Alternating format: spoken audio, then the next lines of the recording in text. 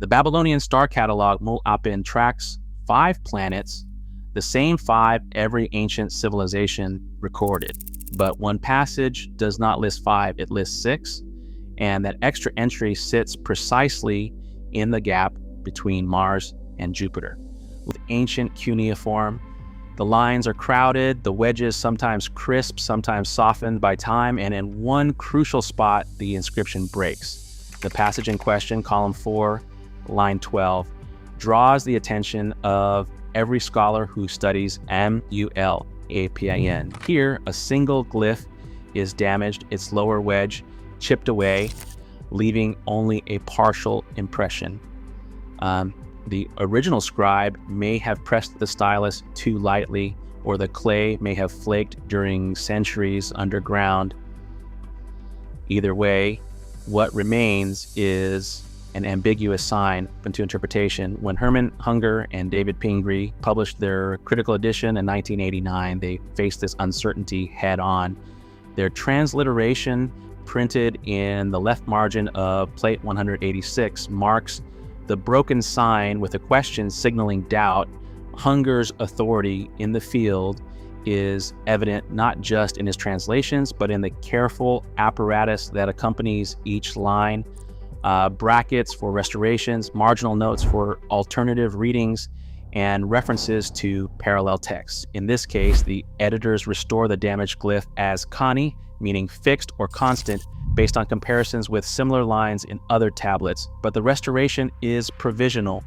The possibility remains that the sign could represent Kanur, meaning distant, or another word entirely, shifting the meaning of the passage. The museum fragment itself, BM 124964, is cataloged alongside other pieces that make up the Mul-Apin corpus. Each is assigned a plate reference in the Hunger and Pingree edition, allowing researchers to cross-examine the physical evidence against the scholarly record. The damaged wedge in column 4, line 12, is not a minor flaw. It is the fulcrum on which the entire lost planet debate balances. The uncertainty is not just a matter of translation, but of what the original astronomers actually saw and recorded. Every alternative reading, whether scribal gloss, comet, or planet, depends on how this single sign is interpreted. For now, the mystery remains embedded in the clay, awaiting either a new fragment or a fresh reading that might finally settle what the Babylonians intended to record. Babylonian astronomers divided the night sky into 3 sweeping bands, each named for a major god: Enlil, Anu, and Ea. These 3 paths stretched from north to south, carving the heavens into zones that guided every observation and prediction. Within this grid, the Babylonians distinguished between 2 fundamental types of celestial objects: fixed stars, which held their positions year after year, were cataloged meticulously, but a select few bodies defied this order, wandering across the constellations. These were the wandering stars, the planets, whose unpredictable journeys demanded constant vigilance. The system recognized only 5 such wanderers: Mercury, Venus, Mars, Jupiter, and Saturn. Each was tracked by its own synodic rhythm, its path mapped against the backdrop of the 3 paths. The Babylonians recorded the dates of heliacal risings, measured elongations, and noted conjunctions, all within this structured framework. To be classified as a planet, the body had to move independently of the fixed star list, show periodic reversals in motion, and reappear at predictable intervals. Anything less was relegated to the realm of omens or anomalies. Francesca Rochberg, a leading scholar of Mesopotamian astronomy, points out that the term wandering star carried a specific technical meaning in these texts. It was not a casual label, but a marker of an object's status within the sky's taxonomy. The 3-path schema shaped how every new observation was interpreted and recorded. This approach set clear boundaries. Only those 5 bodies that moved with the right pattern to earn a place in the planetary register. The conventions established in Mul-Apin would serve as the baseline for later astronomical catalogs, and they still define the limits of what counts as a planet in the ancient record. Cuneiform tablets from the Old Babylonian period dated between roughly 1200 and 1000 BCE preserve a line that has fueled debate for decades.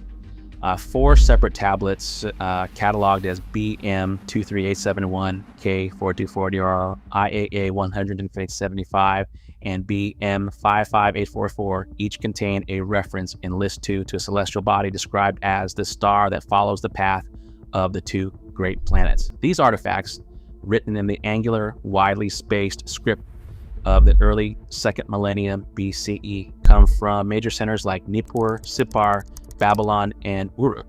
Their provenance and handwriting styles allow scholars to place them securely within the late Bronze Age, a period when Babylonian astronomy was rapidly evolving. By the 7th century BCE, the situation changes. The most complete copies of MUL-API-1 from this era, such as M 6984 in the British Museum and AO425 in the Louvre, omit the contentious line entirely. These tablets, produced with a more compact script, have been radiocarbon dated to between 720 and 660 BCE, confirming their place in the Neo-Assyrian period.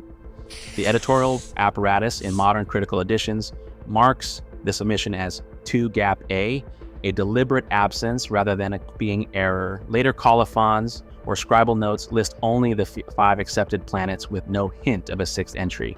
This omission divides the MUL-APIN tradition into 2 phases: an early window spanning about 2 centuries when the extraplanetary reference appears, and a later period when it vanishes from the official record. The disappearance predates the canonical standardization of Babylonian astronomy, suggesting a break in either observation or interpretation. While some modern writers argue that this gap records the loss of a real planet, mainstream scholarship treats it as a scribal artifact, perhaps the result of changing criteria for what counted as a planet. The timeline is clear.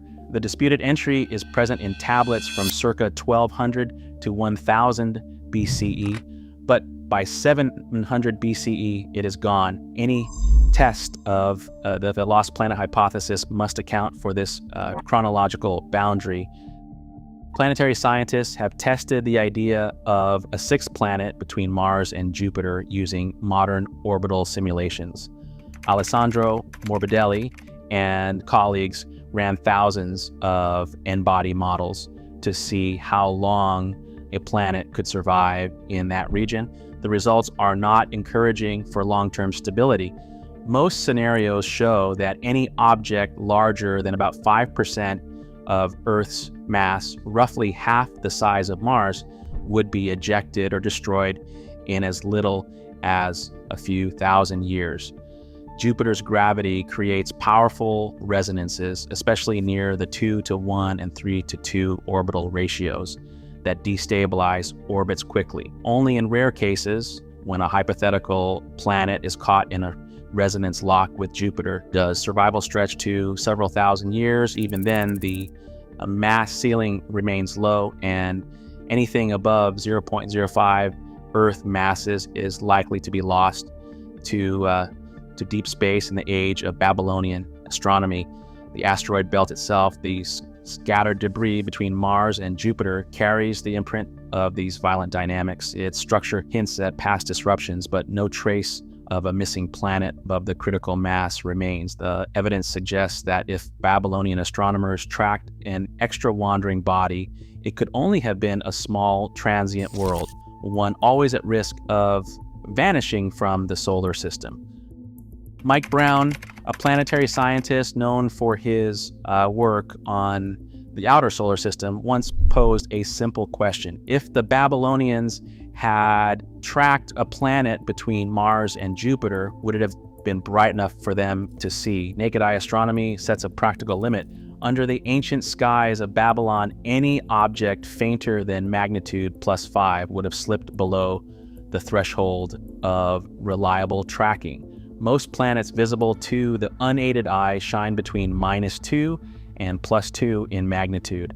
Brown ran the numbers for a hypothetical Mars-sized planet at 2.5 astronomical units the midpoint between Mars and Jupiter. Using standard magnitude equations and modern JPL ephemeris data, he found that such a world would typically appear between plus 0.8 and plus 4.3 in magnitude, depending on its position in orbit and its surface reflectivity. That range sits comfortably within the detection limits established by Babylonian records, which routinely logged objects down to about plus 4.5. For comparison, Saturn, often at plus 1 in magnitude, was tracked without difficulty. The implication is clear. If a planet of this size and brightness existed in the Mars to Jupiter band, Babylonian astronomers would have recorded it alongside the other wanderers. Any disappearance from their catalog would have required more than a routine dimming. It would have taken a true vanishing act, either by ejection or a sudden loss of reflectivity.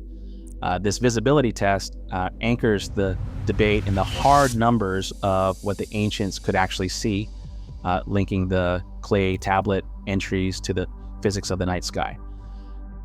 The meaning of Nibiru in the Babylonian texts has fueled decades of debate, but the philological evidence points in a different direction than popular myth suggests.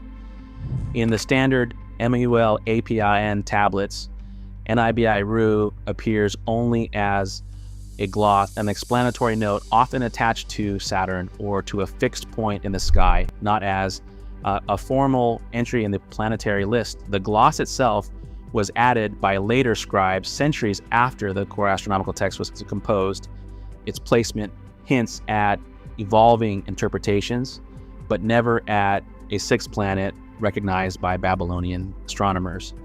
The modern idea of Nibiru as a lost planet comes not from ancient sources, but from Zecharia Sitchin, whose 1976 book reimagined the term as a wandering world with an orbit of 3,600 years. Sitchin's readings have been rejected by every mainstream Assyriologist. Linguistic studies show that Nibiru means crossing place or point of transition, and in ritual context, it often refers to Jupiter or a pole star. The supposed connection to a vanished planet is a recent invention, not a rediscovered Babylonian secret. While the glosses and marginalia reveal a living tradition of scribal interpretation, the core record remains anchored to 5 planets. The story of a lost world, as told in fringe publications and viral videos, rests on a mistranslation, not on the tablets themselves. Today, the ancient skies still hold secrets no telescope can resolve. As astronomers map exoplanets and lost worlds, Babylonian records remind us how easily cosmic truth can blur into myth. The universe keeps its mysteries, and our questions only grow sharper. What do you see when you look up?